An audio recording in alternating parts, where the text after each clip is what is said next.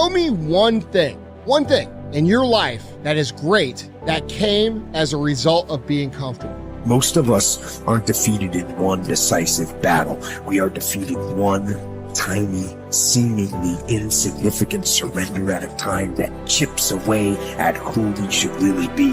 It isn't that you wake up one day, decide, that's it, I'm going to be weak. No. It is a slow, incremental process. It chips away at our will. It chips away at our discipline. Move out of your comfort zone. It's the courage to move into your zone of discomfort where you feel awkward and clumsy and sometimes alone. The comfort zone is one of the greatest enemies of human potential and of your potential. The people that are really successful, they're not looking for comfort. They're looking for excitement. They're looking for potential. Give up this old idea, I just want to be comfortable. Quit lying to yourself.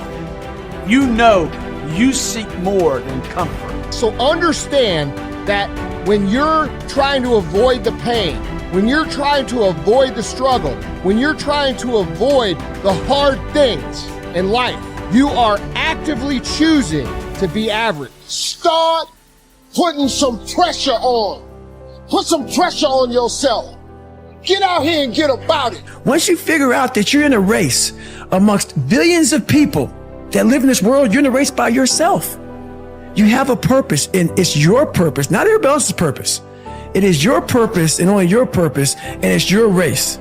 That means you are persistently bigger than your excuses. You are persistently bigger than feeling lazy. And you are persistently beating the feelings that typically stop you. Stop coming up with excuses. Don't give yourself permission to continue to live a small life. You can't fit a big dream into a small life. Give yourself permission to go for it, to test yourself, to challenge yourself, to live full. When the sun comes up, you've got all the books, you've got all the tapes, you've got all the access. Now it's time to hunt. And what separates you from everybody else is that when it's time to hunt, you're ready to hunt. What I've come to appreciate when you're working on changing your life, changing some bad habit, getting out of addictive situations or relationships, or working to build a dream or making a difference in our society, it's hard. There are going to be all kinds of challenges that we all must face. You cannot live in this world without a challenge. You cannot live in this world without a struggle. Greatness is right on the other side of pain. So what are you running from it for? You say you want to be successful, then push through it. Stop making excuses and go get it. The lack of self-discipline is the major cause of failure, frustration, underachievement, and unhappiness in life. It causes us to make excuses and sell ourselves short. Perhaps the two biggest enemies of success, happiness, and personal fulfillment are first the path of least resistance and second, the expediency factor. The path of least resistance is what causes people to take the easy way in almost every situation. They seek shortcuts to everything. They arrive at work at the last minute and leave at the first opportunity. They look for get rich, quick schemes, and easy money. Over time, they develop the habit of always seeking an easier, faster way to get the things they want, rather than doing what is hard but necessary to achieve real success. The expediency factor, which is an extension of the law of least resistance, is even worse when leading people to failure and underachievement. This principle says people invariably seek the fastest and easiest way to get the things they want, right now, with little or no concern for the long-term consequences of their behavior. In other words, most people do what is expedient, what is fun and easy, rather than what is necessary for success. Every day, and every minute of every day, there is a battle going on inside of you between doing what is right, hard, and necessary, like the angel on one shoulder, or doing what is fun, easy, and of little or no value, like the devil on your other shoulder. Every minute of every day, you must fight and win this battle with the expediency factor and resist the pull of the path of least resistance if you truly desire to become everything you are capable of becoming. And then when you see people take on more responsibility and decide that they're going to aim up and confront their suffering honestly and forthrightly, that their lives get better and the lives of people around them get better too. And so that's very strange as well, because it also means that the pathway to less suffering is through suffering, right? And that would be hopeful if the world was constituted that way. It's like, well, there's suffering. How do you make it worse? Run away. How do you make it better? Confront it. Yeah, but it's suffering. It's like, yeah, but it's there. There it is. It's right there. It's a precondition for existence or something like that. And it's like you have something important to do as well. And you confront it, and that's the pathway to transcending it. We need to figure out, like, now, today, what is, the best way to live your life? What is the, there's got to be ways where you can be putting forward the most positive energy. I mean, we know objectively what's causing pollution. We know objectively what's causing birth defects, and we're taking in too much chemicals and not enough vitamins. We know objectively all this stuff. We know how to organize our world, and yet we don't do it. We know how to organize our health, and yet very few people do it. We know all these things. The right path to being a happy, healthy person is to do all the shit that we already know you're supposed to do.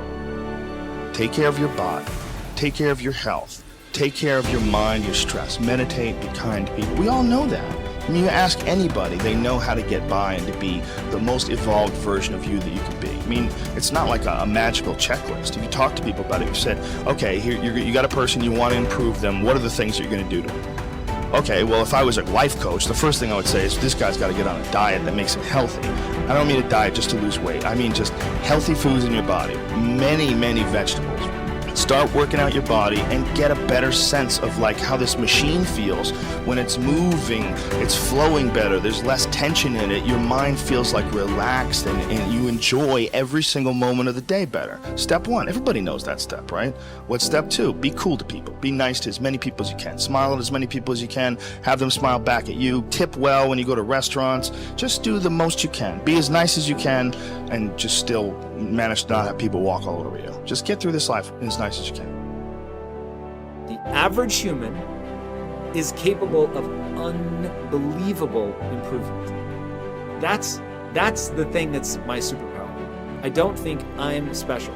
I just realized in looking at the science that humans actually are capable of this incredible amount of change. It is the strategy that our species took to be able to pass knowledge on through culture rather than having to have everything be instincts. And in having that layer where we can drink in the culture and read books and learn from other people, and even now we're all learning from things that people thought thousands of years ago and wrote down, it's insane. It travels through to you, and all of that wisdom stored in culture, so that as your parents are teaching you things, they're actually encapsulating a ton of the wisdom that is endured, whether it's endured from religion or books or whatever. You're bathed in a culture that is giving you all of this incredible information. And so recognizing how powerful and potent that is incredibly meaningful. But you have to understand that you have to allow yourself to believe that you can learn from that culture in the same way that everybody else can. And that's what you're designed to do. Now, for me, that completely gave me the confidence, and I put confidence in air quotes because it's not like I believe something specific about myself. I just believed that the human animal is capable of this extraordinary change. And so now I just needed to point myself in that direction. Now, this is the key. Once I realized that I could get better at anything, it dawned on me that how I spend my time is a spiritual consideration. And I didn't want to die with potential that I failed to turn into skill set. That to me, that speaks to me. How much of my potential can I actually turn into skill set and get good at this stuff and push and grow and improve? That to me is just this incredibly intoxicating thing. So for me, the discipline, the confidence, all of that comes from recognizing the human animal. Nothing special about me. The human animal is capable of extraordinary change. I'm gonna have to put time and energy into doing it, but I'm capable of getting this change. Therefore, I can do anything I set my mind to. Therefore, it really matters what I choose to spend my time on. Therefore, I want to put structure and discipline in my life so that I can move forward on things that excite me, that matter to me, because I really can have this big crazy dream that I'm thinking of. So my discipline is really born of my desire to have that thing, coupled with my belief that I can actually get there. Desire and belief. Get those two things right, and the discipline will take care of itself.